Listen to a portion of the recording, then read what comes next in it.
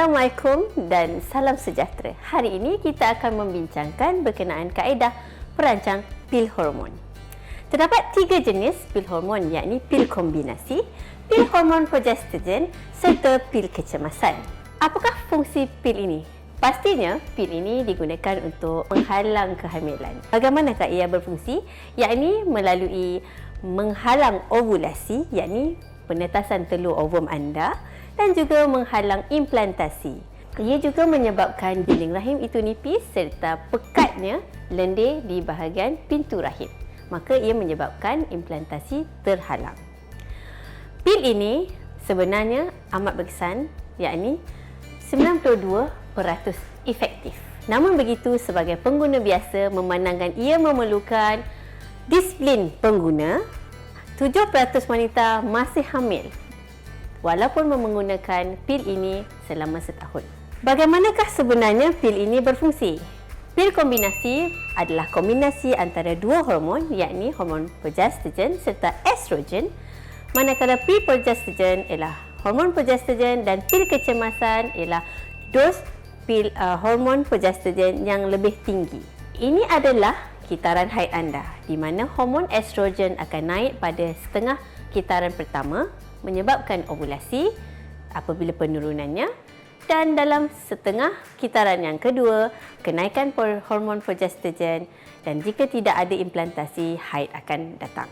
So, bila anda menggunakan pil kombinasi yang dimakan selama 3 minggu secara berterusan dengan dos yang sama, levelnya akan sama sahaja sepanjang kitaran, menyebabkan tiada ovulasi. Dan bila anda berhenti, penurunan level progestogen tersebut menyebabkan anda mendapat haid. Manakala pil progestogen, yakni pil POP, juga sama, disebabkan pengambilan dos yang sama sahaja sepanjang kitaran 3 minggu. Bila anda berhenti, haid akan datang. Namun begitu, pil kecemasan hanya diambil sekali saja.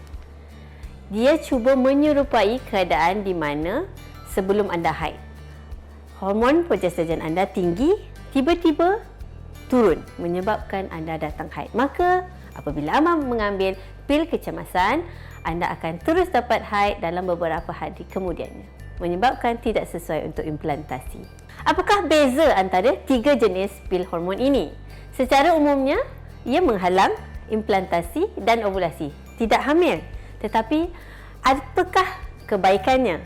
Jika anda mengambil hormon ini secara tetap dengan waktu yang sama, haid anda akan amat teratur. Ini kerana anda mengambil 3 minggu, rehat 1 minggu. So, haid anda akan sangat teratur. Namun begitu, pil kombinasi tidak sesuai untuk ibu menyusu kerana penghasilan susu badan anda mungkin kurang.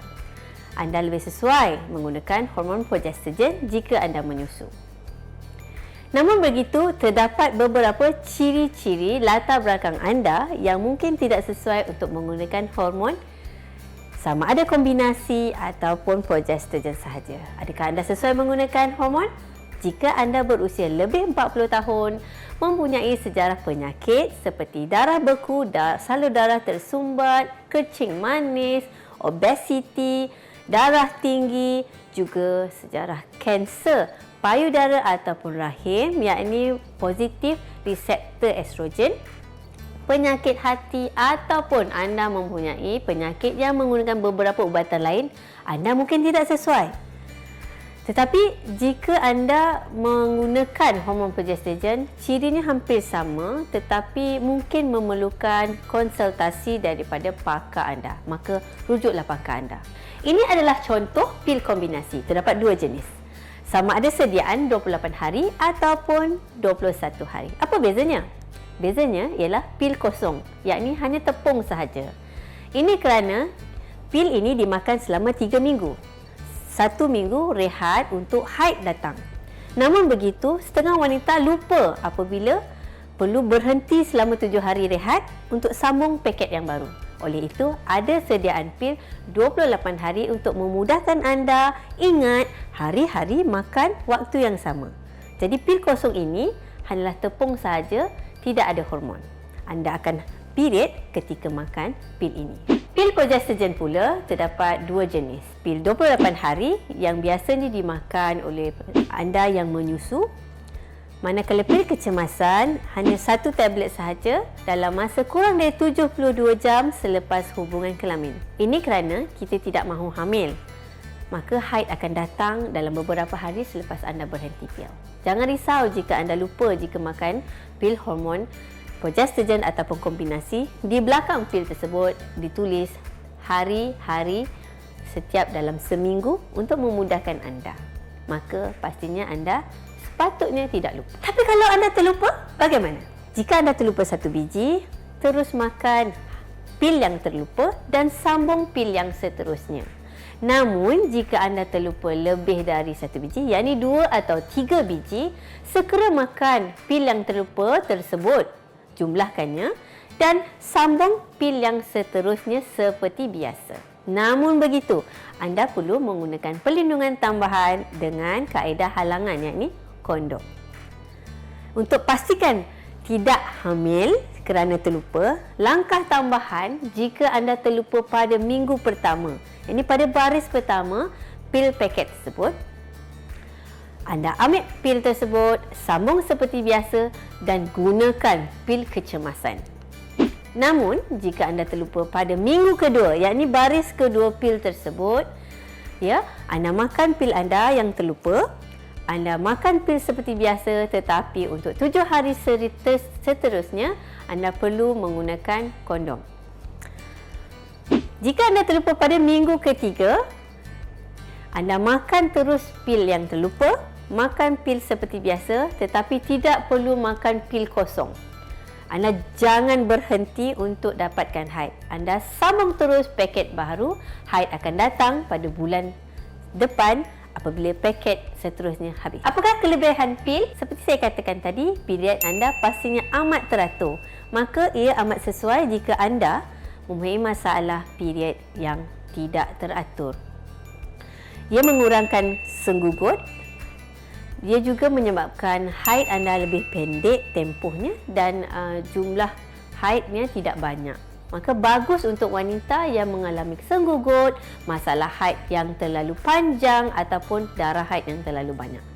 Dia juga tidak mengganggu kesuburan anda. Sepatutnya jika anda berhenti pil ini, anda boleh mengandung agak cepat. Dia juga terdapat beberapa kebaikan lain seperti mengurangkan risiko untuk mendapat sis di ovari, mengurangkan risiko untuk mendapat kanser payudara ataupun kanser ovari, dan juga mengurangkan risiko jerawat serta bulu kasar pada tubuh badan anda jika anda mempunyai penyakit polycystic ovarian syndrome. Namun begitu, penggunaannya terdapat beberapa kesan sampingan, iaitu risiko mendapat darah beku, masalah hati ataupun hempudu kerana ia diproses di hati.